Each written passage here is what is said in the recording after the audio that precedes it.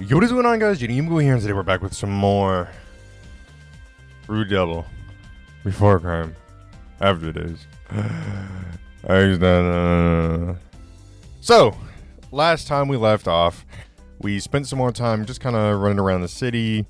We ended up having a moment with Natsuhiko. We ended up kind of having a moment with Natsuhiko's mom where he kind of lashed out on her.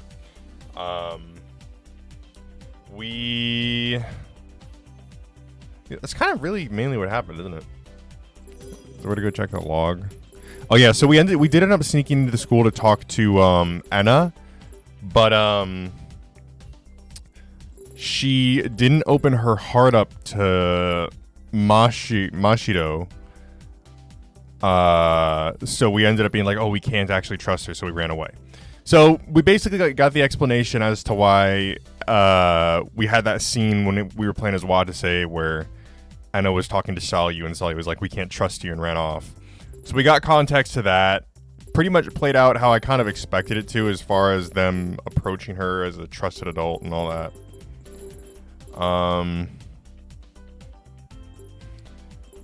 We hired like a taxi for the day.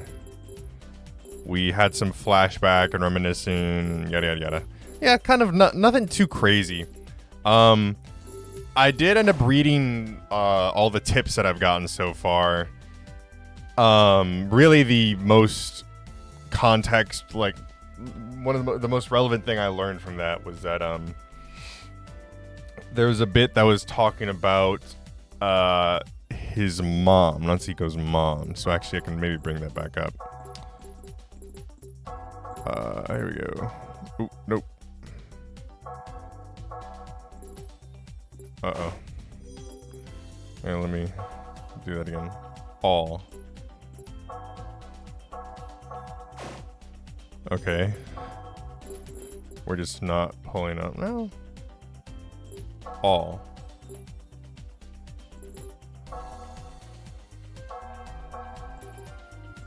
Okay. Why are you not letting me see you?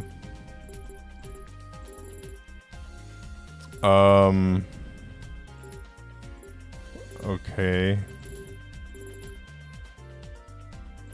Alright, never mind, I guess.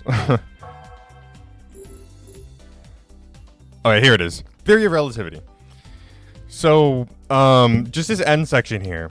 Miyuko Tenkawa has her own unique ideas about the formula. An enormous release of energy requires an equivalently large loss of mass. Adapting to her ideology, a large success requires an equivalently large sacrifice. To clear a path for her beloved son's future, she had to abandon even their mutual trust and familial bond in order to devote herself to research, or at least that was the weak excuse she made to push herself to be a strong mother after her husband's death. So, there you go. Kind of what we expected. She doesn't actually hate her son. She does love her son. I still think she's a bad parent. Yeah. I don't know. That's kind of it. Anyways. Let's keep going. So, we're going to the fire station right now. We're still kind of trying to hunt down trusted adults. We tried Ukita. He wasn't home. We tried Anna. We deemed her untrustworthy. And now we're trying to go to Jun Moribe. Natsuhiko, Mashiro, and Salyu got off the taxi in front of the building they'd never visited before. They weren't entirely sure of how the fire department was organized, but the rescue squad members were probably here too. 消防署ということは森部純に会いに来たの？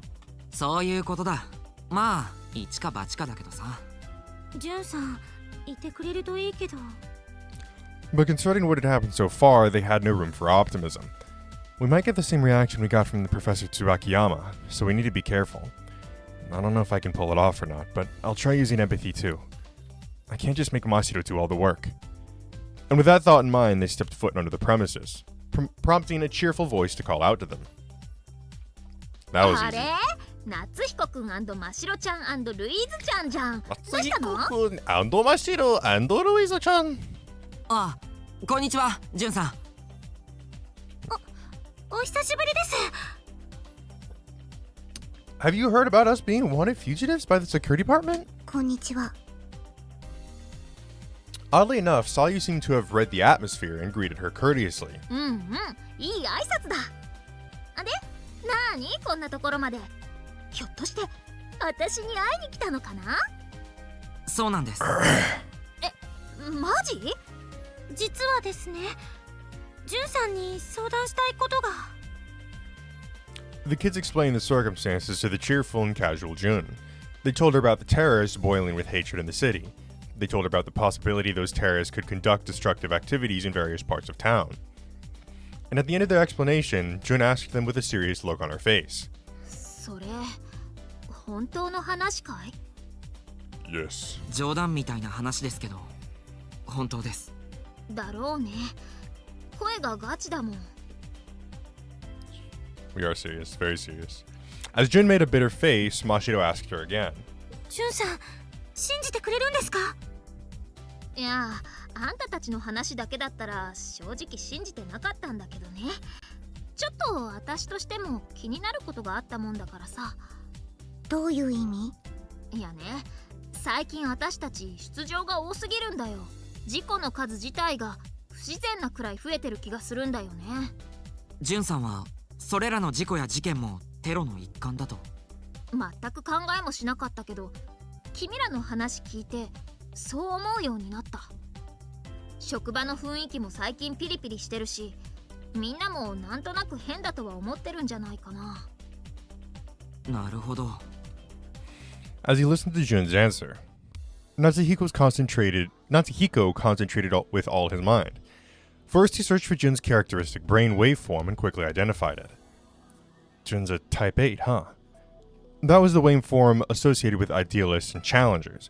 He found it fitting as he concentrated further. Now I need to try the same trick I did when I read Mom's mind, assuming that wasn't just a hallucination, that is. Focus from the bottom of my heart. I want to know what's on her mind. He fiercely wished to know whether or not Jun truly believed what they said. どうしたのさ、夏彦くん。急に難しい顔して。Natsuhiko paid no heed to her voice and concentrated further. And suddenly, Jun's natural voice disappeared, and another voice echoed in his head. ねえ、ちょっと大丈夫？聞こえて。Here we go! まるで聞こえてないみたい。どうしたんだろう、本当に。よほど心配だったのかな。そうだよね。私を頼ってくるほどだし。だったら安心させてあげなくちゃ。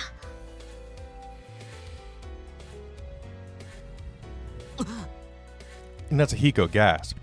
This time he was certain that it was no hallucination. That was Jun's mental voice. I used empathy. He was both surprised and grateful. Looks like I figured out the trick. I guess intention really is important. Perhaps people are best able to learn new abilities when they truly need them.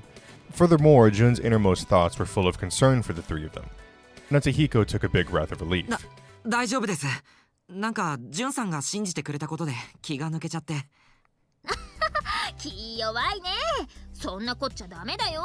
男の子なんだから。でもよかった。他にもう頼れる人もいなかったんです。いやいや、私でよけりゃできることはするよ。まあ、うちはテロは専門外もいいとこだけど、なんなら上に掛け合って。But before Jun could complete her sentence, a shrill sound interrupted her. 何？ That is so fucking loud. Holy shit. 何の音ですか？ God damn, I can't fucking hear anything! 出場。 That very moment, Jun's face became stern. And at the same time, they heard a siren echo from the fire station building. 何が起きてるんだ？どうやらあれのせいみたいだよ。The kids didn't notice until Jun mentioned it, but far off in the distance they could see black smoke. Don't tell me that's another terrorist attack. The moment that thought crossed Natsuhiko's mind, Jun patted him on the shoulder. ごめん、私ちょっと行かないとダメだ。君らの相談に乗るのはまた後になりそうだよ。ジュンさん。Mashiro spoke with an expression full of anxiety, but Jun just smiled as if to cheer her up. なんて顔してるのさ。君らも私も町を守りたい気持ちは一緒だよ。私は私なりのやり方でこの町を守る。あんたたちもやれることをやるんだ。はい。いい返事だ。それじゃあねみんな、また後で。 The kids waved their hands as Jun headed inside the fire station. Before long, a fire truck emerged from the station and passed by. Natsuhiko muttered as they watched it leave. やれることをやるか。 So fucking loud. Can we leave? Can we go? They nearly had Jun's cooperation, but they couldn't quite get it. Be that as it may, just loitering here until Jun returned wouldn't quite be doing whatever it is they could. よし、僕らも行こう。ジュンさんが出動した先でテロが起きているのなら、そこに犯人も来ているかもしれない。なるほど、犯人は犯行現場に現れるってやつだね。火事はジュンさんたちに任せて、僕たちは犯人探しをしよう。And with that decision made, the kids boarded onto the taxi once more. 運転手さん、あの消防車を追ってく。よし来た。そんなこと初めて言われたな。しかしでは音声入力ドライブモード手動行きますよお客さん。 The driver slammed the accelerator and the taxi sped off towards the lingering smoke in the distance. And soon enough, the taxi stopped. The kids were shocked to see what lay before them as they got down. ここは It was the PRC, the same institution that they had known to be a key target since yesterday. An explosion probably happened here. There were shards of glass everywhere. The building was wrecked. Jun's team was apparently already inside fighting fires and saving lives. やっぱりここが狙われてたのか。いよいよテロリストが行動を始めたんだよ。 Natsuhiko looked around and nodded. There were onlookers gathered around the building. The crowd, of course, included staff members who escaped the building, as well as policemen and security department people. But この中に犯人がいるかもしれない。ああ、犯人は現場に現れるって言うからな。 they say. Yeah, Hollywood movies say. They weren't quite sure of the authenticity of that there you go, of that saying, but that was all they could rely on for now. But it was quite a difficult task to find the culprit since they had no マ leads. シロ、この中から2日前にバスで会った男を探せるか。この人だかりじゃ普通に考えれば難しいね。サングラスしてないかもだし。ただ普通じゃない方法なら探せるかもよ。どういう意味だ？テレパシーにはこんな使い方もあるってこと。 Mashiro gave a bold smile as she placed a finger at her temple. 犯人はコミュニケーターを憎んでいる。だったらこの方法が効くはず。今野獣馬全員に無差別のテレパシーを送るから、挙動がおかしい人がいないか見てて。わかった。了解。口汚くわめくけど驚かないでね。 The only reason I'd be worried about doing this is that it's so obvious who the telepathy would have come from. I mean, you turn around and look, like, sure, this whole city's, like, you know, filled with communicators. But if you hear a high school girl's voice in your ear and then look around and there's 3 high schoolers in very distinct uniforms standing there, it's kind of obvious who it came from. And with that, Mashiro closed her eyes. おい、爆弾魔。気づかないのかこの間抜け。後ろに憎きコミュニケーターが立ってるのに、のんきに火事場見物かよ。 The head-splitting telepathy echoed inside their heads. All this, and at the same time, all the onlookers cowered in fear. Do anyone's reactions look off? Natsuhiko and Sayu darted their eyes around the crowd. People were bewildered. People were looking around. There were various reactions, but just one person's reaction stood out as different. The same time Mashiro's telepathy rang out, a man turned and looked behind his shoulder in shock. Huh? That man looked familiar to Natsuhiko. His stern face, huge body, and finally his uniform. マシロ、サリュ、あいつだ。 The girls followed the path of Natsuhiko's finger and their faces stiffened. I fucking knew he was a terrorist, dude. Come on. The very same security guard they ran into when they trespassed into the PRC yesterday. The words they'd heard from Enna earlier that day came to mind. 実行犯にはターゲットとなる建物などの関係者が選ばれることも多い。内通者の存在が彼らのテロの成功率を上げているの。A sleeper agent. That was exactly the answer to the question that had been bugging Natsuhiko since yesterday. The answer to why the security guard overreacted to what they said back then too. The answer to why he had filed a false report to the security department. It's because he's the culprit behind everything. No, he's not the culprit behind... Did you not fucking listen to what Anna said, Natsuhiko? He's a pawn in their game.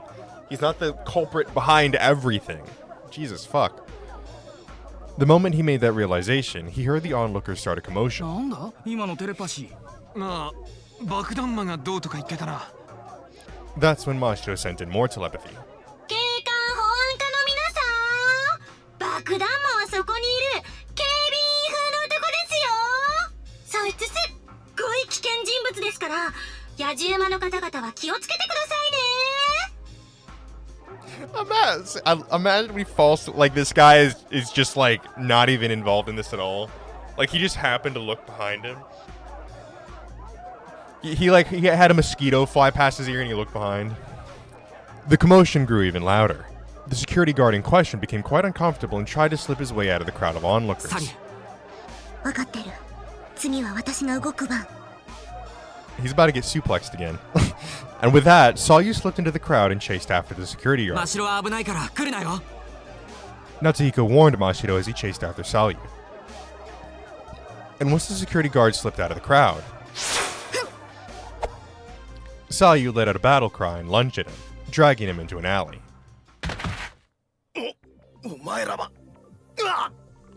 Salyu kicked the security guard in the knee before he could finish talking. Nobody in this crowd, like after we specifically pointed him out, hey guys, that security guard is the bomber. I figured the whole crowd would look at the security guard and then watch him slip away and then watch 3 high schoolers run in right after him. The security guard pulled out his extendable baton. But as soon as he got it at the ready, Salyu front kicked his wrist. The baton tumbled onto the ground, but Salyu didn't stop. Her gracefully executed roundhouse kick drew an arc through the air and into the back of his neck.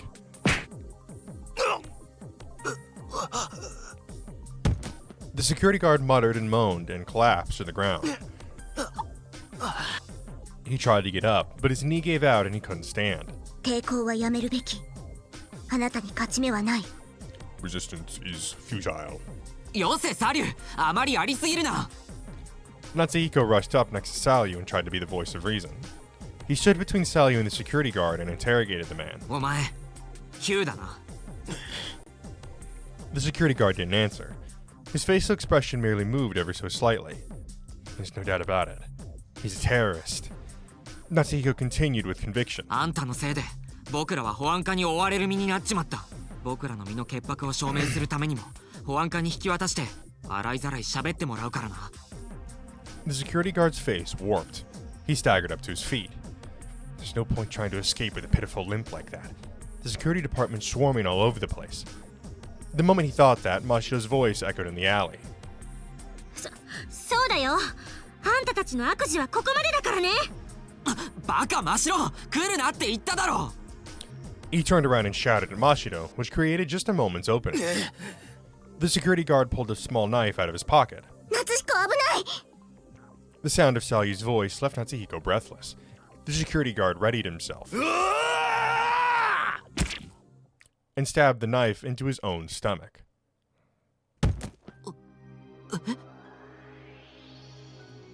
Natsuhiko doubted his eyes. The spray of blood from the man's stomach splashed into Salyu's face.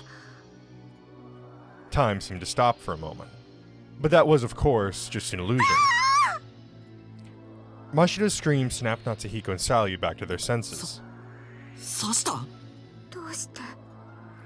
Don't tell me he did it to avoid getting apprehended by the security department. Since he succeeded in blowing up the PRC, his duty's done? So he's basically a suicide bomber. Mashiro shouted to the confused Natsuhiko. 病院に連れて行かなきゃ。 Well, it looks like he stabbed himself in the heart, so there's no point in doing that. こいつを？当たり前だよ。死んじゃったらどうするの？ Certainly, taking a life was not their intention in the slightest. Salyu spoke up quietly. この男が死亡したら、私たちの身の潔白を証明する手立てがなくなる。 This portion, just complete side note, this portion of the song sounds like it comes from Black Lagoon. そうだな。救急車を呼ぼう。 But they didn't have their PDAs on them to call in 119. The kids reluctantly dashed out of the alley to look for a payphone. As they got out, they heard some onlookers talking amongst themselves. なんか叫び声聞こえなかったか？さっきのテレパシーと関係あんじゃねえの？ And then mixed in with the onlookers, they saw familiar people lingering around. They were the men that they'd been fearing ever since yesterday. 保安課。まずいよ。どうする？ A few minutes ago, they would have run, but the situation was different now. こうなったら一か八か。さ I っ mean, きの it's 犯 clear 人を where 突 this き is 出して going to みよう。 go. Like, this is clearly going to go in the direction of, like, oh, hey, you guys fucking killed the security guard. So, you're fucked. 保安課に教えれば救急車も呼んでくれるだろうし、それに疑いを晴らすなら今しかないかもしれない。あんな現場を見られたらまたややこしいことになるのでは。状況だけ見たら善意の通報者を逆恨みして刺した大悪人だよ私たち。 I'm glad they're quick to catch on. 確かに賭けではあるけど、 I do いつ agree ま with でも that, 逃げ回ってい Takiko, る though. わ I けに think はいかないだろう。 as much as I don't think we can necessarily... It's not that I don't want to trust the security department, but it's like... As much as it's a risk kind of turning yourselves in a situation like this to a government entity, I do agree that it's going to make us look worse if we try and run from this. And that's not going to help our situation at all. I think this really is our best bet. それに早くしないとあいつが死んじまう。ここは逃げ隠れせず保安課と話して真実を理解してもらうのが得策だ。そうだね。よし。 Mashiro took a deep breath and yelled. 保安課員の皆さん来てください。ここに超真剣爆破の犯人がいます。しかも自殺未遂してる。救急車も呼んでください。 The security department members rushed over once they heard the kids' voices. We've done what we could. As he watched the security department members rush in, Natsuhiko prayed. He prayed they made the right choice to clear their names of the false charges. But then they fucking arrested me. Look at this! The kids explained the truth to the security department. The security department called an ambulance and took the man to Rokame City Hospital. Fortunately, his wound wasn't as deep as they initially believed, and his treatment apparently went by relatively quickly. As for Natsuhiko, Mashiro, and Sayu, they were taken to the municipal office and underwent a long, thorough investigation. They explained everything in detail to the security department, starting with why they had snuck into that PRC. It took a long time to get the security department to understand all the details, but they didn't seem to be easily swayed. Fuck, can we please stop saying the security department? That's fucking me up. I'm just gonna say the SD. Eventually, the SD members went to the hospital and interrogated the security fuck, God, why is this? Can we just not use the word security anymore? Thus learning that he had falsified the report and that his abdominal injury was self-inflicted. The kids' methods earned them approval for their recklessness, but their results earned them recognition for successfully apprehending an alleged terrorist in the end. ご協力ありがとうございました。 And with the final stereotypical line from the SD members who'd been chasing them for hours, the kids left the municipal office. It was quite dark by the time they'd gotten outside. 金一封くらいくれてもいい That's の what I'm saying, bro. We literally single-handedly caught a terrorist. Like, give me like a fucking lollipop or something. Fuck, I mean, like, listen, if you want to give me like a $100,000 reward, I'll take that too. Mashiro grumbled as they walked. She was quite on edge when the investigation began, but once she'd heard that the security guard was okay, she returned to her usual self. I don't know if she's being too greedy or being too soft. Natsuhiko smiled wryly as he made his reply. まあまあ、とりあえず交流されずに済んだだけでも儲けものじゃないか。まあ確かにね。シャバの空気に勝るものなしだね。夏彦たちは無欲。 Sayu seemed unsatisfied, but Natsuhiko wasn't at all. Now that their names were cleared, they could move around without fear of the security department's shadow. And of course, that meant they could return home. やれやれ、ようやく一安心だな。怪我人になったとはいえ、犯人はちゃんと捕まったし。 And he would have gotten away with it too if it weren't for us meddling kids. 本格的な取り調べはあの人の怪我が治ってからだって。早くしてほしいよね、まったく。そうだな。でも今日はもう遅いし、とりあえず家に帰ってご飯にし。ご飯嬉しい。朝食以来何も食べていない。Natsuhiko smiled at how they were finally able to have a calm conversation for the first time that day. But there was one regretful thing that happened. でも結局奴らの狙いだった超神拳の爆破を阻止す But ることは let's できな keep かっ in た mind, ね。 though, that we still had suspicions over what the PRC was actually for to begin with. Right? Like, it totally could have just been a fucking decoy. Like a city implemented decoy. Like, hey, here's this super important research building, but then it turns out to be nothing at all. ああ、死傷者が出なかったってのは救いだったけどな。That was another thing they'd heard from the SD. Thanks to Jun's team, all the PRC staff members were rescued successfully, but that was still nothing to be happy about. それに実はもう一つ気がかりなことが。ん？あの警備員、バスの中で私が会った男の人とは別人だったよ。Well, yeah, because it's an organization. Ooh. え？多分まだ仲間がいるんじゃないかな。 Natsuhiko gasped at Mashiro's statement. なるほど。それについては一向の余地がある。それに冷静に考えれば、あの警備員が自分の腹を刺したというのも妙。どういうことだ？爆破の目的を果たしたからといって自害する必要はない。それに傷が浅かったというのも気になる。ここから導き出される答えはおそらく、あの自傷行動はあたかも事件が収束したように見せるパフォーマンスだったということ。パフォーマンス？あそこまでやれば一連の事件の犯人はあの男だったと誰でも思う。しかし本当は他の犯人などから目をそらすための行動に過ぎないのでは。じゃあ事件はまだ終わってない。Everyone's faces stiffened at that statement. Natsuhiko stopped walking and interjected. ちょっと待て。帰る前に考えよう。テロリストの仲間が残っているとして、これから何が起こると思う？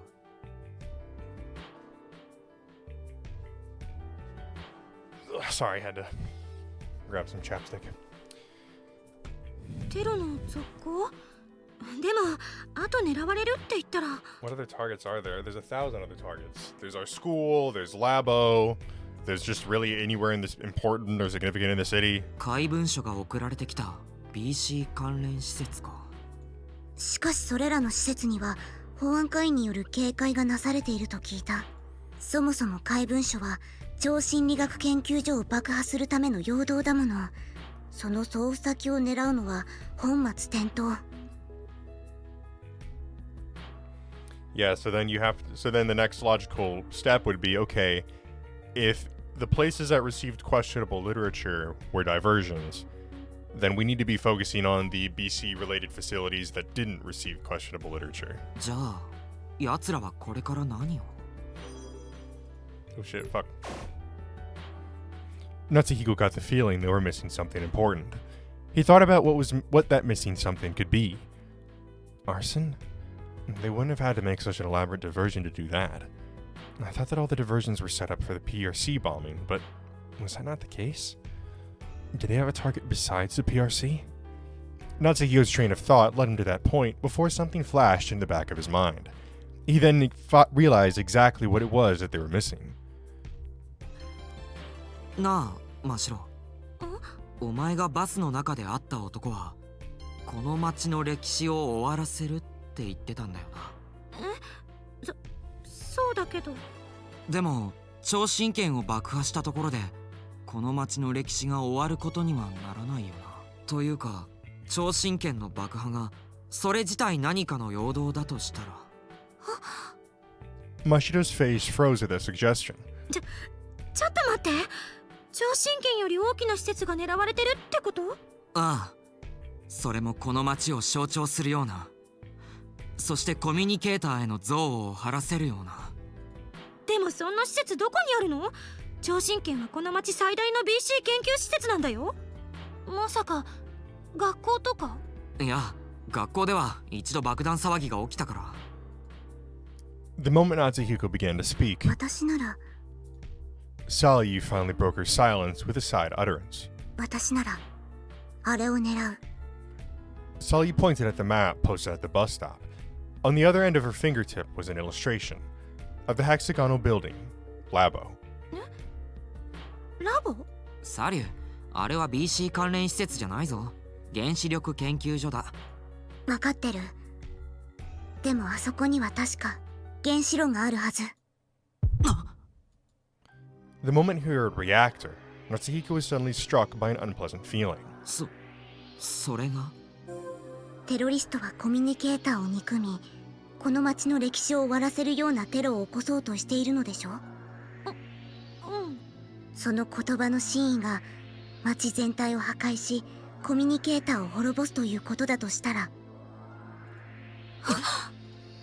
Natsuhiko and Mashiro gasped at the same time. 確かに、例えばあそこにある原子炉をメルトダウンさせれば確かにそれは叶うよね。いや、まさかテロリストもそこまではしないだろう。なぜ？それが最も合理的。 Did I miss senses input? I did. I don't think it would have テ changed. ロリストはコミュニケータ Oh, no, yeah, ー I を did. 憎み、 Here we go. この町の歴史を終わら I agree. そのこと。確かに。例えばいやいや、まさかテロリストでもそんなことはしないでしょ。 Did we just? I'm pretty sure we just swapped our lines. なぜ？それが最も。いや、だって She couldn't find how to continue. Sally's idea sounded like a crazy delusion, but it couldn't necessarily be dismissed as nonsense. If they did blow up the nuclear reactor, that certainly would end the town's history. The moment he thought that, he suddenly heard Ukida's words playing back in his head. ロシアのチェルノブイリ原発で起きた事故の話は皆さんも聞いたことがあるでしょう。それによる死者は膨大な数に上りました。近隣の住民や事故処理に当たった消防士など3000人が死亡。そしてその後も増え続けました。Natsuhiko shuddered. Mashiro started to tremble. じゃあ超神拳の爆破もやっぱり陽動の一環で Q が本当に狙ってるのはラボだっていうの？落ち着けマシロ、単なる予想じゃないか。そう。私の言葉は予想でしかない。だけど可能性があるんだからラボに行って注意を呼びかけた方がいいんじゃない？そうだけどラボは。 He swallowed his words. Natsuhiko didn't want to go anywhere near Labo, no matter what Mashiro said, because he could never forget what happened 9 years ago, on July 7th, 2021. That was the very same place he'd exposed Yuri to life or death danger.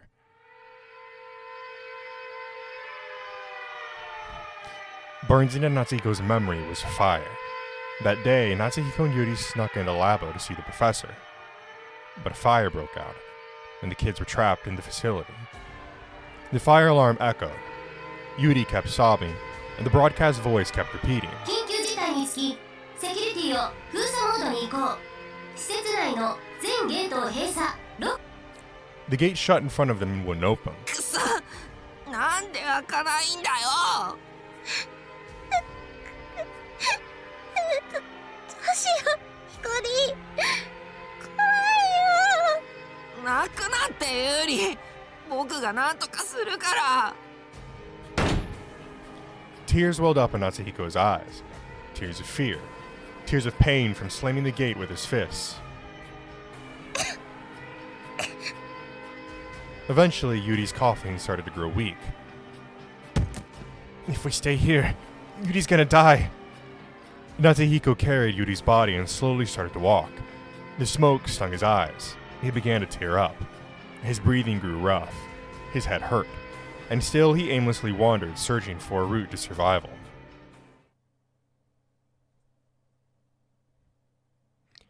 Not even Natsuhiko quite remembered how they were saved after that. He only had faint memories that someone had come to save them. We were in the hospital before we knew it. But ever since then, the terror didn't end with that traumatic experience. Ever since that day, Yuri could no longer leave the house. And it wasn't just Yuri that changed. That day, around the same time as the fire, a small radiation leak occurred within the facility. Labo denied the existence of a leak, and no report was made mentioning it, but considering their efforts after the fact, the radiation leak was the only possible explanation. Natsuhiko was hospitalized for 3 months following the incident, and even after being discharged, she was required to undergo a yearly physical examination at the hospital. Even now, after 9 years had passed from their narrow escape from death,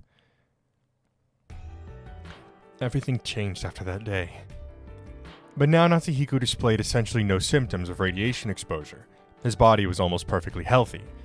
But with every passing July 7th, and with each mention of Labo, he could recall what happened back then. Natsuhiko and Yuri were still bound together by that incident even now. And yet I have to go to Labo again? The moment that thought crossed his mind, Natsuhiko began feeling nauseous. He broke out in a cold sweat and his throat went dry. His entire body was tormented by the unpleasant memory. Damn it! Is my body refusing to remember? Natsuhiko gritted his teeth, held back the urge to vomit, and finally wrung out some words. サリュの予想が正しいにしても、これは僕らの手に余る問題だよ、マシロ。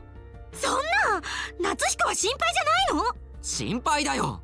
だけど仮にサリュの予想が当たっていたとしたらどうする？原子炉を狙うような奴らをどうやって止めろって言うんだ？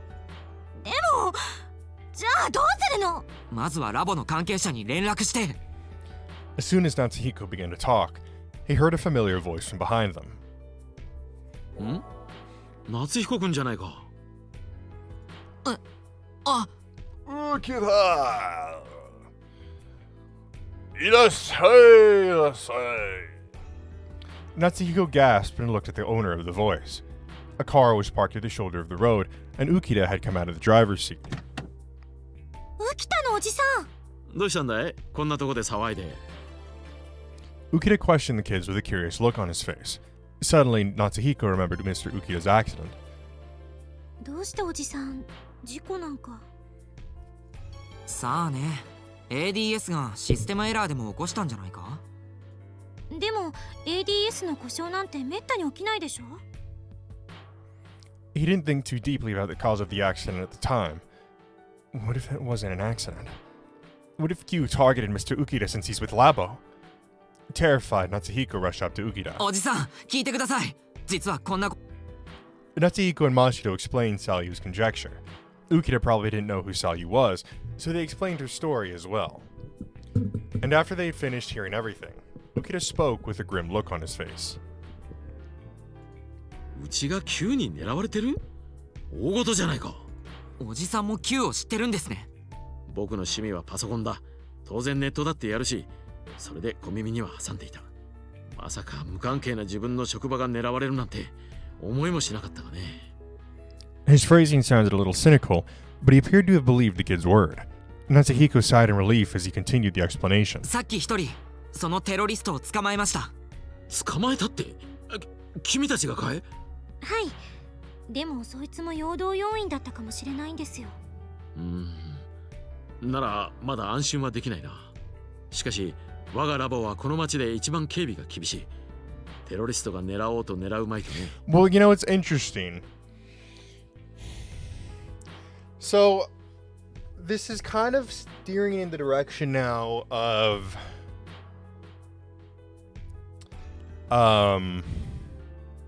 this is either going to end up being a thing, because like if we're going to follow the explanation of, oh hey, there's they basically hire people on the inside to carry out these acts of terrorism, then it would only make sense that either somebody on the rescue team or somebody actually within, or actually no, I was going to say either somebody on the rescue team or somebody in Labo carried this out, but it could be both.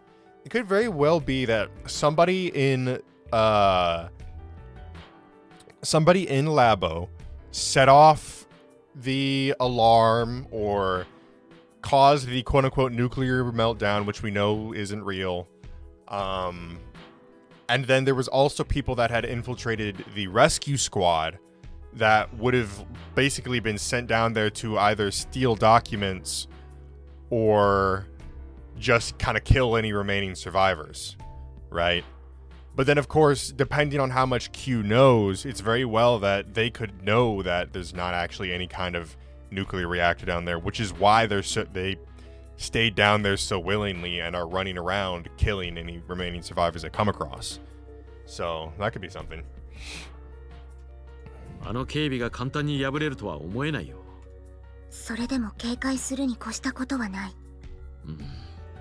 確かに万が一あそこが占拠でもされれば大変なことだ。よし、早速警備主任に行って警備を一層厳しくしてもらうとするよ。はい、お願いします。Mashiro and Ukita smiled at each other. On the other hand, Natsuhiko secretly focused on his mind. Sorry, Mr. Ukita. It's not that I don't trust you, but he decided to read Ukita's mind just to be sure, just like he did with Jun. He searched for Ukita's brain waveform and identified him as Type 1. He continued and focused on the desire to know what was in his mind. Please, Mr. Ukita, open your heart to me. The moment that thought crossed Natsuhiko's mind, he heard a voice echo in his head.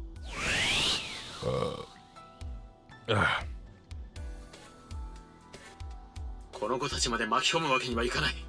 だが時間がない。すぐに対応しなければ。Natsuhiko had gradually gotten used to it by his third attempt. He successfully used empathy.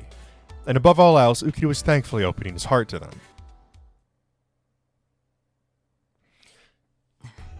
So far the... Well, okay. Huh.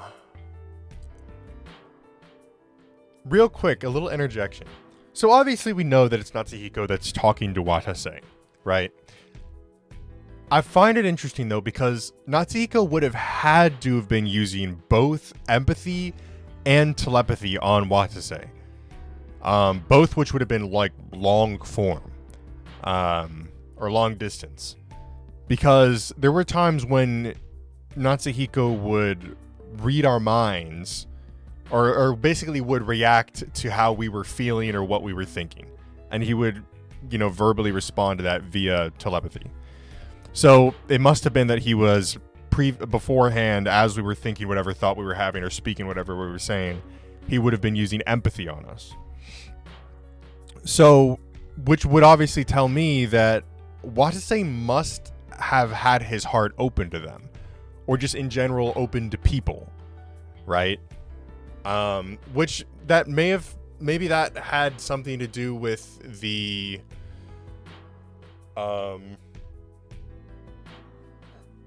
how do you say, that may have had something to do with the memory loss, right? Because we know that beforehand it was, it's pretty obvious. We know that beforehand Natsuhiko and Watase had some kind of confrontation in which Watase used telepathy or empathy or something to scare Watase off. Something like that. Something of the sort happened. They were like able to inject their feelings into her, so something like that. But anyways, point being, Watase must have had his heart open to Natsuhiko at the very least. So. いや、当然のことだよ。僕にはラボの職員としての責任がある。ありがとう、ギラさん。何が起きたとしても、君たちを危険にさらすことはないと約束しよう。We'll try. The kids felt that having him as an ally would be a big support. Sayu obediently listened to Ukita's words. それじゃあ早速、僕はラボに戻る。悪いが、これで失礼するよ。はい、お願いします。With Natsuhiko and Alice's voices at his back, Ukita returned to his car. He then drove back towards Labo. But as they watched the car drive off, Sayu muttered quietly. 私は他人の心がわからない。なんだ突然。いや、だから二人に聞きたいことがあるの。浮田刑事の言動に不審な点を感じた。不審？ An unpleasant premonition quickly spread among them. Sayu petted Alice and continued. 不明な点というのは、アリスが泣いた理由について。さっきのキャンキャンという鳴き声は相手が焦っている時の声。あの人はなぜ焦ったの？ Natsuhiko and Mashiro gasped at that word. ちょっと待って。焦ってたって。そうは見えなかったぞ。アリスは人間には認識困難な微細な表情の変化も検出する。肌ににじむ汗、筋肉の引きつり、体の震えなど、その分析が間違っていなければあの人は焦っていた。でもその理由がわからない。 No way. Huh? Which is it? Is Mr. Ukita a victim or an aggressor? As he pondered, Natsuhiko suddenly realized something. There was something bizarre about what he'd heard of Ukita's mental voice. この子たちまで巻き込むわけにはいかない。だが時間がない。すぐに対応しなければ。時間がない。 Natsuhiko had been quite relieved to find out that Ukita's heart was open, but the more he thought about it, the stranger it seemed. Why would Ukita think there's no time just from hearing Salyu's conjecture? Hold on a second. That wasn't all that strange. I can't get these kids involved too? Could be taken in a way that could have meant he'd already gotten other people involved. 可能性は2つある。浮田のおじさんが本当にテロリストに脅威を感じていたか。実はおじさんもテロリストの仲間で。As much as I really don't like Ukita, I don't think that he's a terrorist. I think that he already knows of the plot. I think that's what it is. I think, and it really wouldn't be that surprising, right? Like, you're thinking about, hey, there's terrorist attacks happening in our city, and we have a nuclear reactor located within city limits. I feel like any kind of, like, capable city security department or city administration would immediately be like, okay guys, let's like really kind of make sure our nuclear facility is secured, you know? And again, maybe they already know of some kind of overarching plot that is gonna happen. So, I don't know. Natsuhiko's heart pounded. Q uses sleeper agents. Is Mr. Ukita the sleeper agent in their Labo terrorist plot? まずい。とりあえずおじさんを追おう。 But yeah, I still don't think it's I don't think that he's a terrorist. There was no time for Natsuhiko to dwell on unpleasant memories. The kids ran off in the direction that they'd seen Ukita leave. Only one road led to Labo Private Highway. The entrance had an inspection gate where all cars were checked. The facility was equipped with a nuclear reactor. That level of security was only to be expected. And at the entrance, Natsuhiko, Mashiro, and Salyu were caught in the checkpoint as well. 誰だ君たちは? They were stopped by a stern-faced traffic inspector. ラボに行きたいんです。通してください。何を言ってるんだ君は。ダメに決まってるだろう。だいたい行くってどうやって行くんだ。ここからラボまで10キロ近くあるぞ。バカなこと言ってないで。帰った。で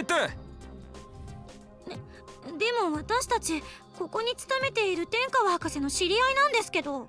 そんなことは関係ない。この検問はいかなる人間であろうと正当な理由なしに通すわけにはいかん。ラボに行きたいのであれば6名士保安課もしくはラボの障害担当者を通じ。許可？それはどのくらいかかるんですか？3日から1週間ほどかかるだろう。ま、単なる学生が申請しても通るわけもないがね。そんな。ラボでテロが起きるかもしれないんですよ。テロ？ああ、近頃市街を騒がせているあれか。それについては我々も警戒している。十分すぎるほどね。違うんです。それだけじゃ足りないんです。ラボにはテロリストの内通者がいる可能性が高い。そのことについては考えてある？内通者？何をわけのわからないことを言っているんだ。もういいから早く帰れ。そうしなければ警察に通報するぞ。And with that threat, the traffic inspector placed his hand on the phone. The police. They just cleared their names with the security department. If he called the police, things could quite possibly get troublesome again. Sally gently whispered in Natsuhiko's ear. 帰ろう、二人とも。これ以上騒ぎ立てるのは得策じゃない。でも今やるべきはあくまでテロの阻止。警察や保安課を敵に回すべきじゃない。 Natsuhiko and Mashita were finally convinced. 分かったよ。別の方策を考えよう。それがいい。失礼しました。間違ってももう来ないようにな。 The kids left the inspection point with that voice at their backs. まずいよ。どうする？仕方ない。 They have to まず ball は hard 公 no 衆電話を discount. 探そう。警察や保安課、それからラボ関係者に連絡して注意を促すんだ。 They nodded and began their walk again. As they walked about the main road, they soon found two payphones lined up next to each other. Natsuhiko quickly looked up the security department number and called them. はい、6名市役所保安課竹橋が承ります。先ほどはお世話になりました。6名学園生徒の天川と申しますが。なんだ、ハウスキーパーくんか。どうしたね。いや、実は。 Natsuhiko gave the security department member a summary of Sally's conjecture. However, つまりテロリストがラボを狙ってる可能性がですね。はあ、それはもう分かった。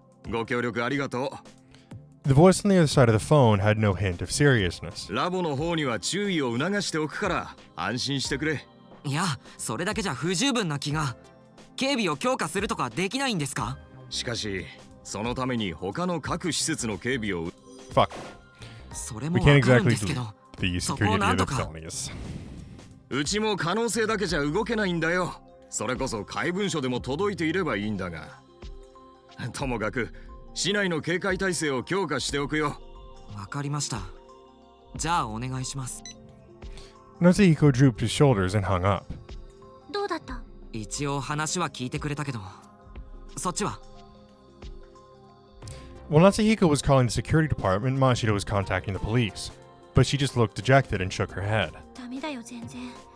警備は十分に行っていますの一点張り。 Yeah, well, they're about to find out that they were fucking wrong. 話が大きすぎて信用してもらえないのか。どうする？ Right then, Sully muttered that. They heard footsteps approaching in the distance.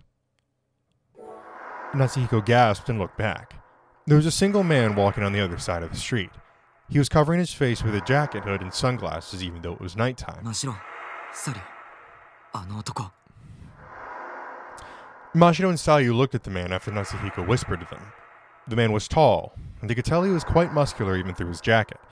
There was a strange intensity about him as well. バスの中にいた男か。そうかも。少なくとも体格は似てるよ。近づいてくる。 The man walked straight towards them, never looking to either side. What if he's a terrorist? The fact that he was approaching without hiding or running away probably meant that he had business with them. The fact that he wasn't on guard meant he could be armed. Don't tell me he's here to silence us. Natsuhiko promptly put himself on guard. If the man wasn't a terrorist, he'd just walk past them. The man stopped about 50 meters away from the kids, but then he suddenly made a mad dash at them. Huh? Again, the very inappropriate music for the extremely tense situation. We're a couple of fucking high school kids in the middle of the night, right? With a fucking strange man clad in sunglasses and a hood and a mask in the midst of the fucking, like, crescent moon, and he's sprinting at us. And this fucking music is playing. 真白、サリュ、逃げるぞ。 Natsuhiko turned back and tried to run.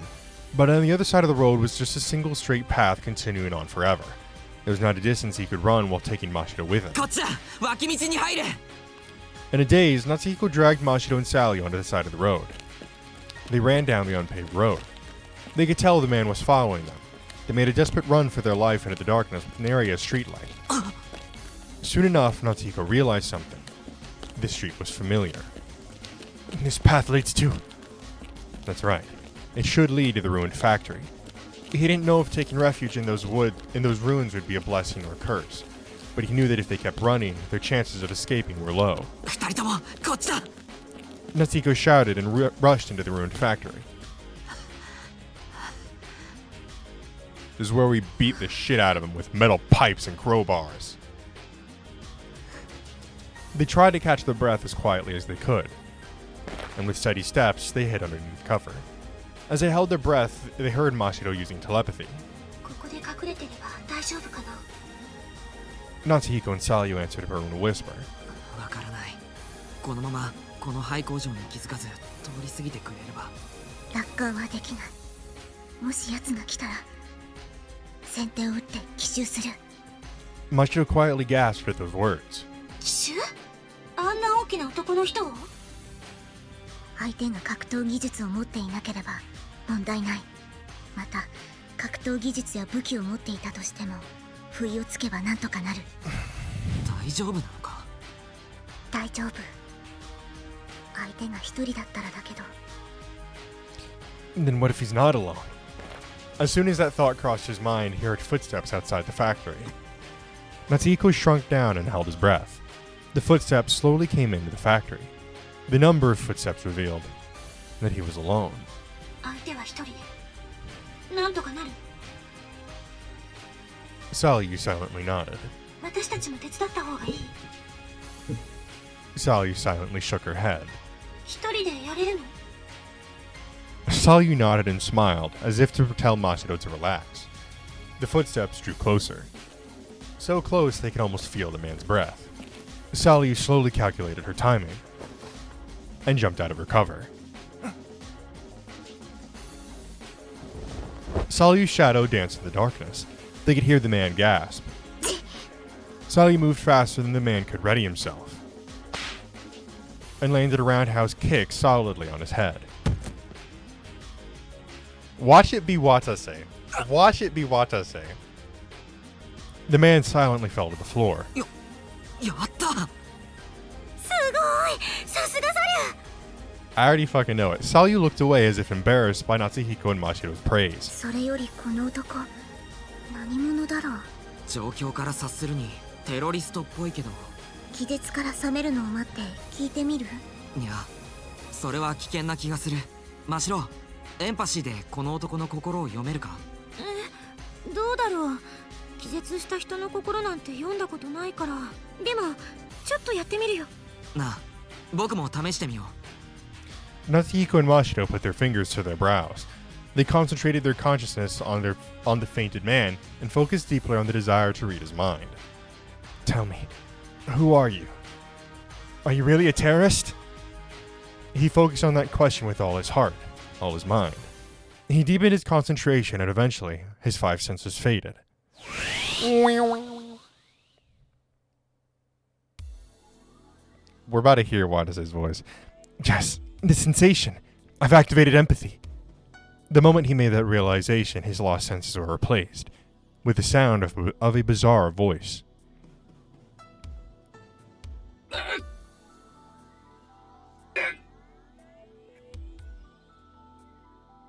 But the voice was nothing but the unintelligible vestiges of thought. Itai. He only heard fragments of voice. No matter how carefully he searched, the result was the same. Damn it, I can't figure out anything like this. I guess it really doesn't work, huh? Can't exactly open your heart if you're conked out. Natsuhiko stopped concentrating and spoke to Mashiro. マシロ、そっちは。 Natsuhiko gasped before he could finish. Mashiro was standing stock still with her eyes peeled wide open. 夏彦。 He gasped and traced Mashiro's gaze. Oh, fuh. Only to see two unfamiliar men standing right there in the darkness. Only then did Natsuhiko notice that Salyu was collapsed at the men's feet, and the man on the left was holding a gun. There was no room for doubt. In no uncertain terms, these men were terrorists. Damn it, so we really did have allies. Natsuhiko cursed his carelessness. Once Natsuhiko tried to use his BC, his five senses died out. In other words, he became so oblivious to what was going on around him. Did these new guys come in from the back and knock Salyu out? It seemed she was only unconscious, judging by the lack of blood. But now that Salyu, the only one among them with combat skills, was incapacitated, they had no means of the counteroffensive. Mashino muttered Salyu's name in a trembling voice and tried to wake her up. 動くな。 But that voice stopped her. Okay, yo. Hold on, man. 動いた瞬間、撃つ。 Natsuhiko stood to cover for Mashiro, upon which the third man spoke. 天川夏彦と鳥羽真白だね。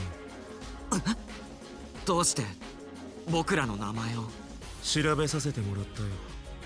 俺たちの計画について嗅ぎ回っている子供がいると聞いたものだな。 A cold chill ran down Natsuhiko's spine. He never expected to be apprehended by the enemy so easily. Are these guys an even huger organization than we thought? The man continued as Natsuhiko found himself at a loss for words. 正義感も行き過ぎると身を滅ぼすことも。悪いが処理させてもらうぞ。殺すのか。 The other man answered the question quite briefly. ああ、殺すよ。待て。死体が出たら目立つだろ。だが計画の前にはわずかな不安要素もあってはならない。違うか。もちろんだ。だからひとまず眠っていてもらおう。 Not 1 second after the man finished talking, he ran over to Mashiro and swiftly hit her in the neck with a knife hand strike. Mashiro gasped before collapsing on the spot. 何をする。眠っててもらうと言ったはずだ。お前、よくも真っ白。 Natsuhiko gave into his anger and tried to strike the man, but the man dodged all too easily and wrapped around behind him. At the very next moment, the man wrapped his thick arm around Natsuhiko's neck. Natsuhiko's breathing stopped. The man wrung out every last bit of air from his lungs.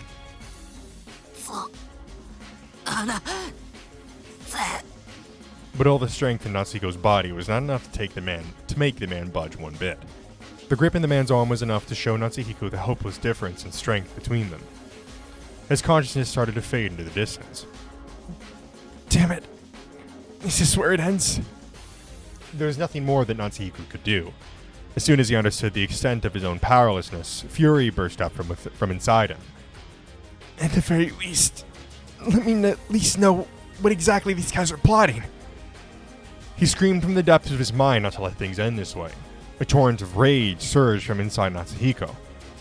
Let me use empathy, or anything at all. Show me what's in their minds.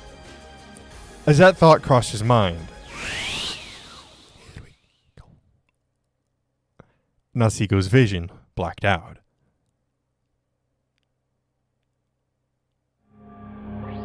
And a bizarre vision arose from the back of his mind. He saw an unfamiliar room. He heard someone's voice right beside him. 口を塞ぐのか。 And then he heard someone else answer. やむを得ないだろう。俺たちの子供を殺せと。そこまではするな。脅しをかけ、縛り上げればいい。保安課も動いている。睨まれるとまずいし、ラボの警戒レベルを上げるわけにもいかん。決行は明日なのだから。 Right as Natsuhiko heard up to that point, the voices quickly faded away. And the vision disappeared too. Alright, real quick. Y'all did mention that there would be a point in which I needed to put my voice recognition abilities to the test. And I think this is that point that we're talking about. I mean, it's got to be it's like one of these voices has to be Watase, right? Like one of them has to be Watase. Yeah. I mean, maybe I'm just being like too simple on that, but I don't like, maybe I should start thinking about it a little bit more. But I mean, okay, if I think about it right now, how many male characters have we dealt with that like have had any kind of significance to the plot? Natsuhiko and Watase, Ukida, which it's obviously not Ukida because he's not a young buff guy, he's an old man.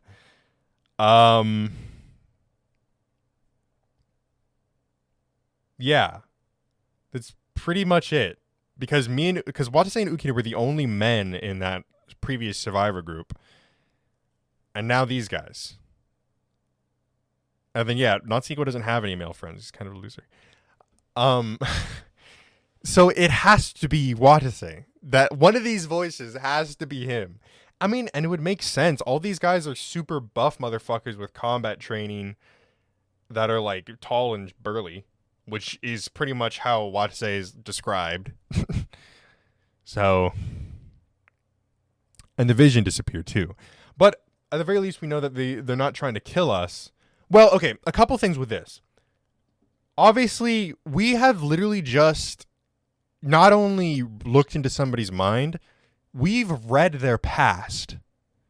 This isn't just, I heard what they were thinking, or I communicated a thought to them. We've quite literally seen from their perspective a memory that they've had, which is pretty fucking significant. that's not a thing to brush over. So there's that, and there's obviously also, we've kind of gotten a glimpse at something that's going to be important later. Like, obviously, right? Oh, an unfamiliar room. Maybe that's not an important detail, but there could be a time where we play one of the other routes, have a flashback as some other character, and see that same room, and see them have that same conversation kind of thing. So we're getting some puzzle pieces fed to us, which I like. The vision disappeared too. What? Natsuhiko gasped. What just happened? He had a feeling it was a little different from empathy, but one thing was for certain. So their real target was Labo after all. And D-Day is tomorrow? Stop! But Natsuhiko's consciousness faded away before he could tell anyone anything. His sight sank into darkness and his hearing fell silent too. And yet, for some reason, he heard the painfully loud ticking of a watch's second hand. And mixed in with that sound, he heard a faint voice.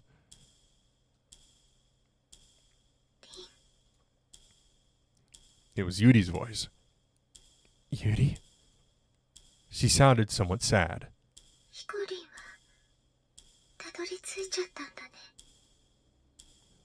Huh? The apex of a communicator's journey.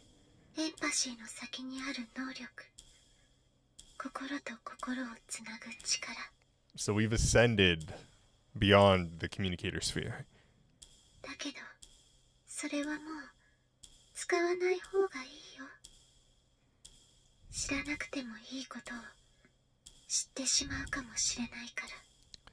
You might end up knowing something you'd rather not know.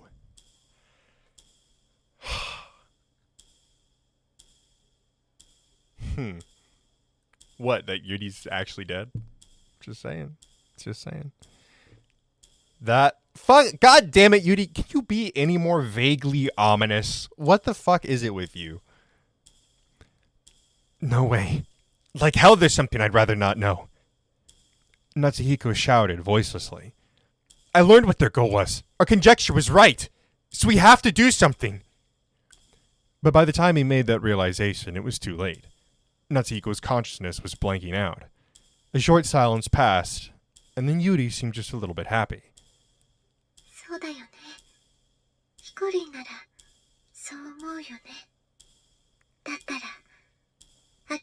Yuri is the bad guy. She's the one behind the whole plot. I knew it. The truth is already before you.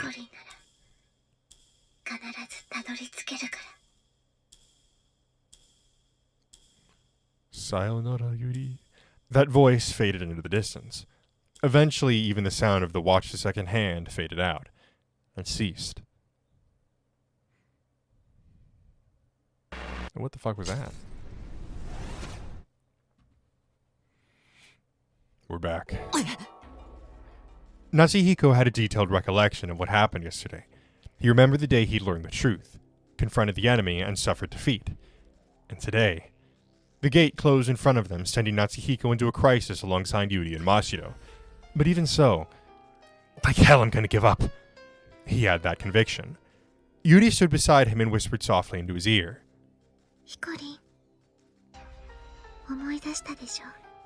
Ah, but see, look. The bar here isn't changed. This is happening in like real time. たくさんの障害を超えてヒコリンはここにやってきた。ヒコリンは過去を乗り越えられる力を手に入れたんだよ。これから何が起ころうとヒコリンの心は折れない。 Those words fortified Natsuhiko's mind even further. Though his head still hurt, he gritted his teeth and bore it. Mashiro called out to Natsuhiko in his silence. 夏彦、ユーリと何を話しているの？ Natsuhiko smiled and answered. 勇気をもらってたんだ。マシロ、まだ諦めちゃダメだ。脱出の道はき Mashiro, っ we とあ have る。 to lock in, gang. でもゲートが開かないんじゃどこにも。いや、セキュリティカードを探すんだ。カードさえあれば第6エリアに行ける。 Closer inspection of the gate revealed a card slot. Natsuhiko and Mashiro and Yuri didn't have a security card, but if they found one, they could probably open the gate. 警報が鳴った直後、施設内はあれだけパニックになっていた。職員の誰かがカードを忘れていってもおかしくない。そうか。 A little bit of Mashiro's cheerfulness had returned to her voice. It may have just been a sliver of hope, but they had no choice but to wager on it. I swear I'll find that card, and get these two girls out of here if it's the last thing I do. Natsuhiko made that conviction and ran off once more. 手分けして探そう。マシロはそっちの部屋を頼む。わかったよ。じゃあヒコリンは奥の方の部屋をお願い。ああ、任せろ。 Natsuhiko followed Yuri's suggestion and plunged into that room. It was a small personal office about 9 square meters in size. It's a mess, huh? Maybe I can find a card here somewhere. Natsuhiko quickly started searching for a card. First, he tried scanning through the desk drawers. But all he found were metal boxes of some sort, nothing like a card. He quickly gave up on the drawers and started looking on top of the desk. But then something entirely different on the desk caught his eye. A digital photo frame decorated the desk, and the photo currently displayed was a photo of Natsuhiko himself. なんで僕の写真が。 As he looked at the picture, he remembered when the photo was taken. The day he entered high school was one of the rare days his mother came home. She took the photo with her PDA camera that evening. Don't tell me this is Mom's personal office. Natsuhiko gasped. But as he looked at that picture, he was struck by the tremendous sense that there was something out of place. Natsuhiko was sitting on the sofa alone. He remembered being confused when his mother abruptly pointed her PDA at him. But something's not right there. Dude! Oh, this picture, the old picture of me where I'm sitting on the sofa alone. Tell me something. If something's not there in a picture of him sitting on the sofa at home, what could that be? Better, let me rephrase that. Who could that be? Oh, Yuri. Because Yuri's not alive. The uncanny feeling became too much for Natsuhiko, and he averted his eyes from the photo, only for his gaze to land on a file rack near. Dude, no fucking way did I call this shit, dude. Yo, Yuri is dead theory confirmed, bro. Holy shit. Dude, oh my. I'm so psyched right now, dude. Holy fuck. I called it from so early on that Yuri was not fucking real. And look at me now. Oh, I'm just gonna let it simmer. I'm gonna just sit back and let it simmer. Watch me be wrong. The files appeared to be organized by year, and the file labeled 2021 in particular. This wasn't the time to be snooping. But Natsuhiko reached out for the file as if entranced. The answer just might be in here. As soon as that thought crossed his mind, he felt someone's presence. He looked up in shock to find Yuri standing by the room's entrance. Yuri? Tisk, tisk, tisk. Yuri silently tilted her head to the side. Natsuhiko interrogated her. 君はこのことを知っていて、僕をこの部屋に入れたのか？私がヒコリンを？違うよ。ヒコリンが自分でこの部屋を選んだんだよ。どういう意味だ？ 9年前もこの部屋に来たでしょ。火と煙に追われて。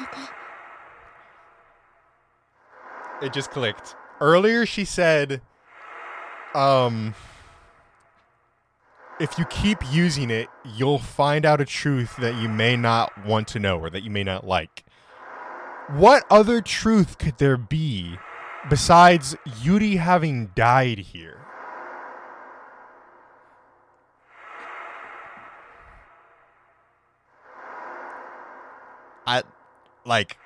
Bro, I'm so on the fucking nail with this. あの時カードは見つけられなかったね。だけど今回はどうしてわかる？見落としているだけなんだよ。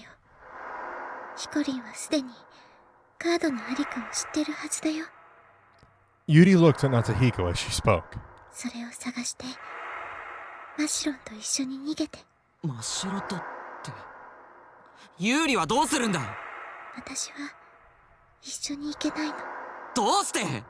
ヒコリンもそろそろ Dude! 見ているんじゃない？ Yuri smiled a lonely smile. What does she mean? I already know the reason? But gradually, Natsuhiko began to notice the sights he saw, the sounds he heard, and the feelings he felt. All the memories he was recollecting were approaching the present. The recollections and the present were about to overlap temporarily. Natsuhiko's watch began to move again, as if to press him to move as well. The date displayed said 9/16. The hands pointed to 3/19 today. ねえ、ヒコリン。今日見聞きしたことを思い出して。そこに真実はあるから。 And with Yuri's whisper, Natsuhiko's conscience went back 4 hours in time. Yeah, somebody give me some money or something. Like, are you kidding me? I actually just called the craziest fucking plot twist ever.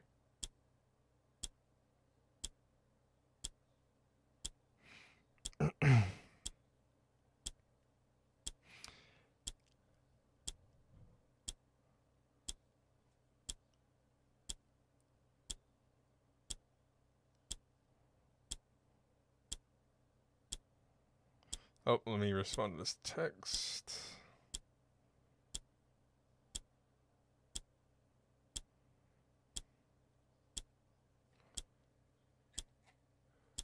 Okay. Dude, I just...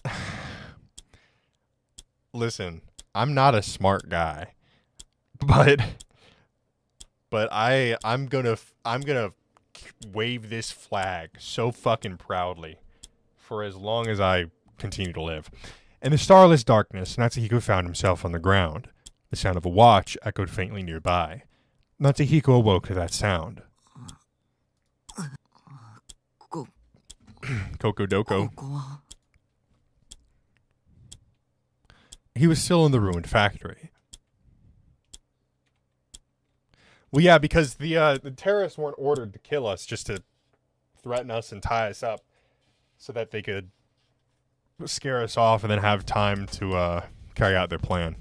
Apparently the men had tied them up while he was out cold. Just how much time had passed since he'd lost consciousness? As he pondered that question, he heard people groaning beside him. Natsuhiko. It was Mashiro and Salyu. They both had just woken up, it seemed.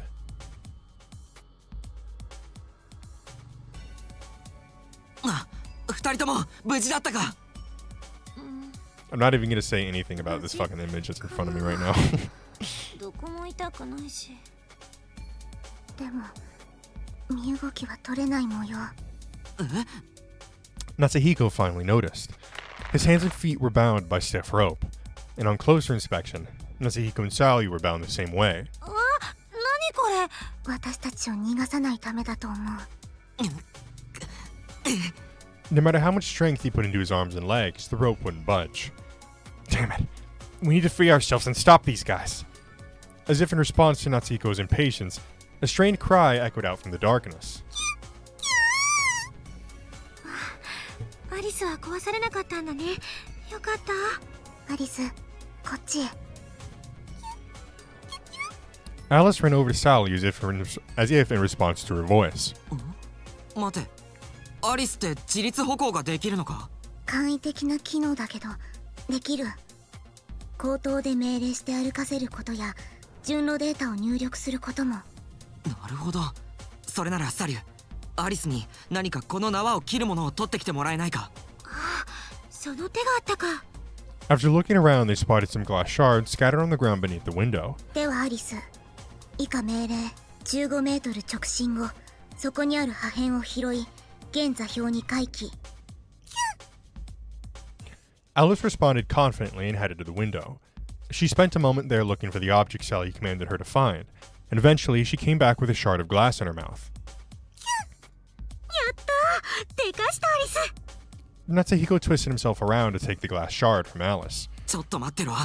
とりあえず僕が抜け出してみんなの縄も切る。 Natsuhiko pressed the rope against the shard as hard as he could, and somehow he managed to cut his hands and feet free of the rope. よし。 He then cut Masuno and Salyu free too. ようやく解放されたよ。ありがとう、夏彦。 The girls also appeared to be uninjured after all. Apparently the terrorist's goal was only to entrap the kids and nothing more. それにしてもテロリストたちの意図がわからない。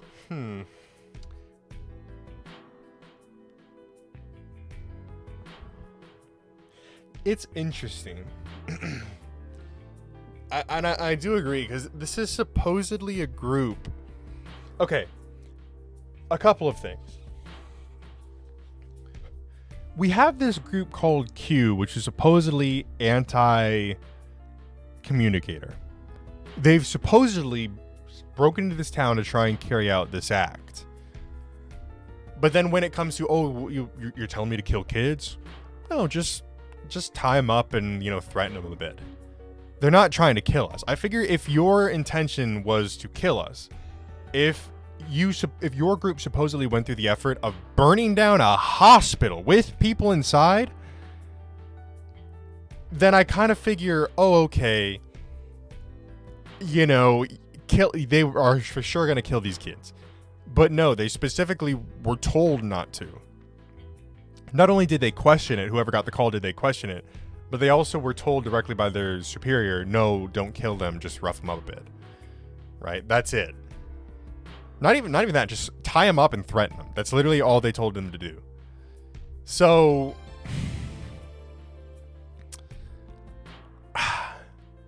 and I've already kind of expressed my suspicion of what Labo is actually up to. Because again, we know that Natsuhiko's mom is working on this supposed huge, big project. Oh, because she was like, oh, I gotta keep my distance from him until my research is complete. What research is that? We already know there's a bunch of suspicious shit going on down in Labo. So what is this research that they're doing? But anyways, let's get back to the story. 私たちを生かしておく意味はないはずなのに。いや、奴らの目的はあくまでもラボだ。僕らを殺したりして目立つのを恐れたんだろう。なんでわかるの？実際に聞いたからだよ。奴らの心の声を。声を聞いたって？エンパシーで？まあ、多分。Even though he thought it was empathy, something still felt off about it to Natsuhiko. The ability Natsuhiko activated right before he fainted seemed a little different from empathy. Not only did he hear a voice, but he also saw a vision. Was that still empathy? But then he recalled the words he had once heard Anna say. BC の可能性は無限なの。いつかはテレパシーでもないエンパシーでもない第三の能力が現れるかもしれないのよ。A third ability? And that was a possibility.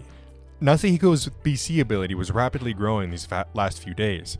Though he'd yet to master either telepathy or empathy, he had become able to use both abilities within just a few days. Could it really be? But there was no time to stop and consider the possibility. Right now, the information he gained from that ability was far more important than the ability itself.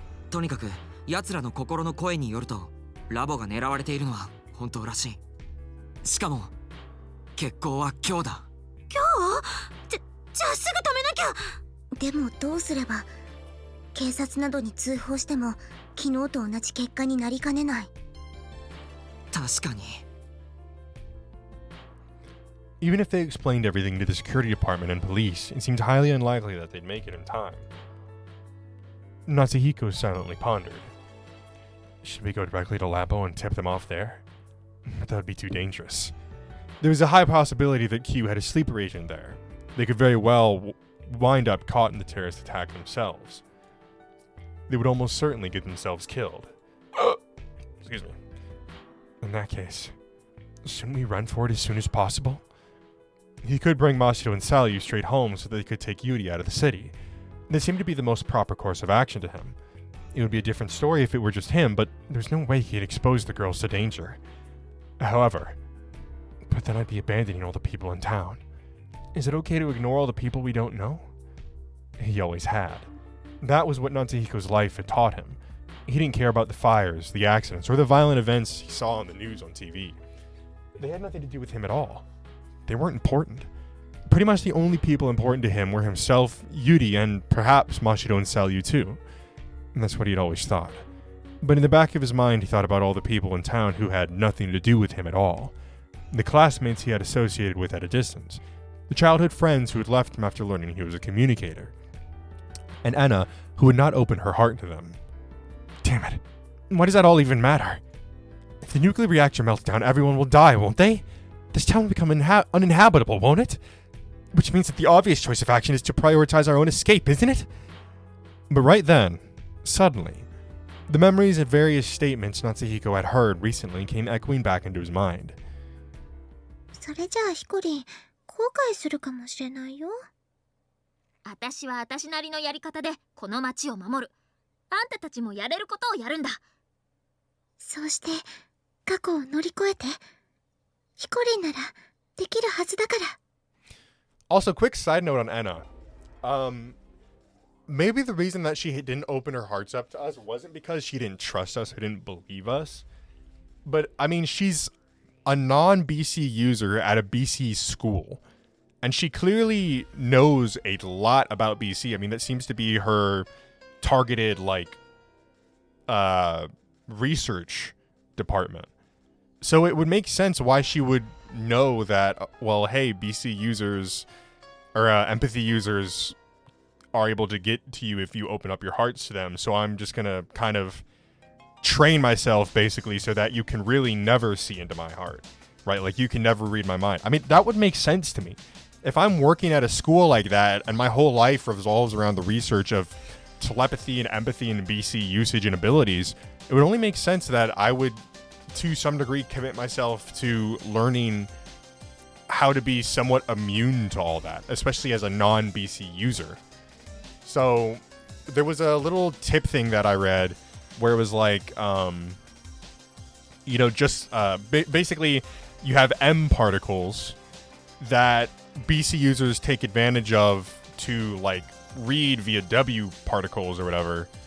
And that's what allows them to read your thoughts. But in the same way, you yourself can manipulate the M particles to completely block out somebody, an empathy user trying to convert them over. So, I mean, I wouldn't put it past her for learning that. And then Natsuhiko realized, even if they tried to escape now, that wouldn't necessarily mean they could. Even residents need to go through strict checks and procedures to come in and out of the city. Can I still take Yuri out of the city despite that? It seemed difficult. He could go to Labo, or he could try to escape. They were in danger regardless. In that case, I should go to Labo. Natsuhiko surprised himself with the conclusion he came to, but his convictions only grew stronger. 9 years ago, Natsuhiko and Yuri went into Labo and got into an accident. The fear he felt that fateful day had yet to fade. Oh my god, my throat is hurting. He might face death once more. He might lose something precious. But there was no reason to stop. I have to go. Don't I, Yuri? Or else I'll never be able to overcome the past. As soon as that thought crossed his mind, Mashiro gasped. 夏彦、もしかして今から直接ラボに行くつもり？ Both Natsuhiko and Saliu's eyes opened wide at those words. どうしてそれを？エンパシーを使ったの？使わなくてもわかるよ。長い付き合いなんだもん。 I see. There's no hiding it from Mashiro, huh? Natsuhiko answered her with a smile of resignation. なあ、マシロ。3日前の夜のお前の気持ち、ようやく分かったよ。これからラボでテロが起こることを知っているのは、今この街で僕らだけだ。そんな状況になると、どうしたって使命感って湧いてくるもんなんだな。僕が行かなきゃこの街が滅んじまう。それがテレビの向こうの出来事なんかじゃなくて、自分に関係のある出来事ならやっぱり行かなきゃいけないよな。 He had thought that by avoiding danger he could live in peace. But no matter how much he'd try to avoid the danger, his peace would crumble. And as Natsuhiko finally said that, Saliu softly spoke up. 夏彦がラボに行ったからって何もできないかもしれない。警備関係者に注意を促しても信じてもらえない可能性は高い。だけど行かなかったら僕は多分後悔する。もう後悔なんてしたくないんだよ。 Natsuhiko had built up countless regrets prior to today. Countless times he thought, if only we hadn't gone to Labo that day. But now it was the opposite. He would regret it if he didn't go to Labo. だったら私たちも。いや、真白たちまで来る必要はない。一人いれば十分だ。じゃあ私たちはどうすれば？頼みがあるんだ。すぐに家に帰ってユーリを連れて少しでも遠くに逃げてくれ。ユーリが泣いても叫んでも引きずって行ってくれ。万が一のことが起きた時のために。 Natsuhiko looked the girls in the eye, but Mashiro glared back at him. 冗談じゃないよ。ここまで来て帰れって私が素直に帰ると思ってんの？9年前夏彦と優里はラボで事故に遭ったよね。それで私がどんな気持ちになったと思う？死ぬほど後悔したよ。止めりゃよかったって。鈍い夏彦だってそのくらい分かってんでしょ。今だって止めたいよ。逃げるなら逃げるで夏彦とも一緒に逃げたいよ。でも夏彦どうせ止めてもラボに行くのやめないでしょ。9年前と同じにさ。だったら私もせめて一緒に行きたい。二度と後悔したくないのは私も同じなんだよ。 Mashiro's voice was trembling. Those were probably words that Mashiro kept locked inside her heart for years. でも真白、やっぱりそれは。 When Natsuhiko still persisted on stopping Mashiro from joining him, Saliu sighed and spoke up. 私も同感。夏彦は言っても止まらない。危険を避けているなどと言いつつ、真白や有利が絡むと簡単にその菌が破れる。いや、まあ矛盾だらけで御しがたい。それはこの数日でよく分かった。It's unmanageable, man. 止めても無駄なら仕方がない。私も一緒に行く。 Natsuhiko gasped at those words. ちょっとおい、何言ってんだ。そうだよ、危険なんだよ。私は9年前のことがあるからともかくとしても、なんでサリまで一緒に来なきゃならないの？いや、むしろ行くのが当然。あなたたち2人でラボに行って、もしテロリストに遭遇したら対抗する術がない。そりゃそうだけど、サリュだって昨夜テロリストに KO されたじゃん。そう。私が後悔しているのは昨夜のこと。私が奴らを倒していれば今だから私も行く。これは決定事項。覆すことはできない。それに何より私の役目は夏彦を守ることだから。 Saliu spoke in one breath, in the same level-headed tone she used when they first met. But between the lines, Mashiro and Natsuhiko could tell that she was worried about them. ああ、もうどうしてそんなに2人とも分からずやなんだ。 Mashiro and Saliu threw Natsuhiko's vitriol look back at him. 夏彦に言われたくないよ。3人とも考えが一緒なだけだよ。全く同感。 Natsuhiko smiled wryly at their words. I guess there's no stopping either of you two, huh? He was headed towards a terrorist target with 2 girls as his only ally. It was quite an absurd proposition, an extremely dangerous one at that. And yet, Natsuhiko was starting to feel like he was okay with it. Damn it, why? My fear from 9 years ago hadn't faded after all these years. So why is it only softening now that I've gotten these two by my side? He was beginning to understand how Mashiro felt more and more. How the simple notion that he was not alone was so encouraging. Natsuhiko grinned at the girls and spoke in a deliberately cheerful voice. わかった。わかったよ、二人とも。僕の負けだ。夏彦、それじゃ。こうして言い争ってる時間がもったいない。仕方ないから3人で行こう。って何それ。私より弱いくせに。You're weaker than me, you know. 確かにな。Though he was laughing, Natsuhiko swore to himself that no matter what happened from here on out, he'd protect these two. He was physically weaker than Saoryu, and he was less skilled with BC than Mashiro, so protecting them was the only way he could repay them for the courage they provided him. それじゃいいかい、二人とも。了解。いつでも行けるよ。行こう。この町を守りに。The kids nodded at each other and dashed off.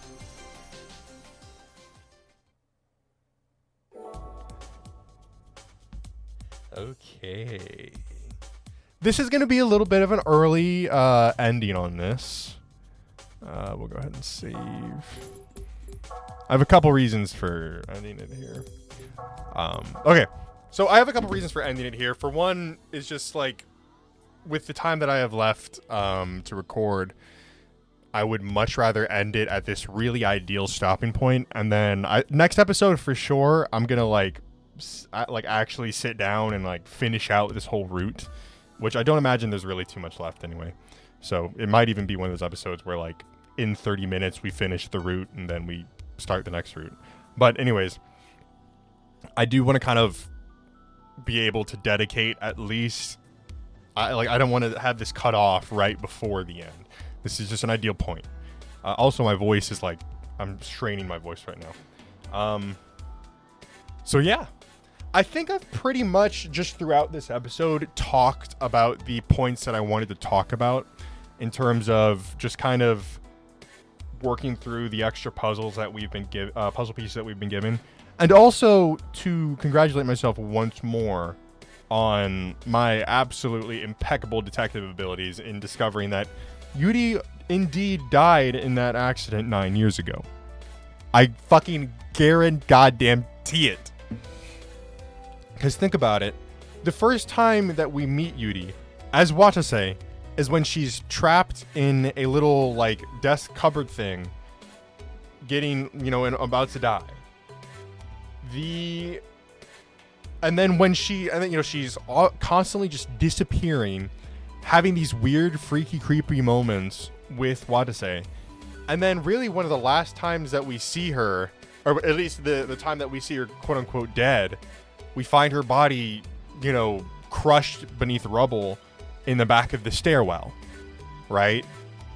So that was kind of the first tip off to me that Yuri was not actually alive. So again, I'm kind of honestly leaning back towards my OG theory of Yuri died in that stairwell. And what we're seeing is, I mean, we know that Natsuhiko's unlocked the ability to see into other people's minds. So if he's in such constant direct communication, both with empathy and telepathy with Watase, then who's to say that he's not able to project his own memories or his own mental state onto others, and that he hasn't been doing that all these years already? So that's my theory. Again, I don't really have anything more to say about this. We all know how this is all going to kind of climactically converge on all of the different storylines we've had thus far. And first off, I want to acknowledge, yes, I know that I won't skip the credits. I won't skip the like teaser scene for Route C. So don't worry, I'm not gonna mess that up, okay? So yeah. That's gonna be it for this time. I hope you guys enjoyed. If you did, make sure to leave a like on the video and tell me in the comment section below what you'd like to see me play next. If you enjoyed this video or any other videos or series on my channel, then I highly recommend that you hit the subscribe button and turn on post notifications so you'll be notified when a new one of these videos comes out. Anyways, that's it for me, and I'll see you in the next one.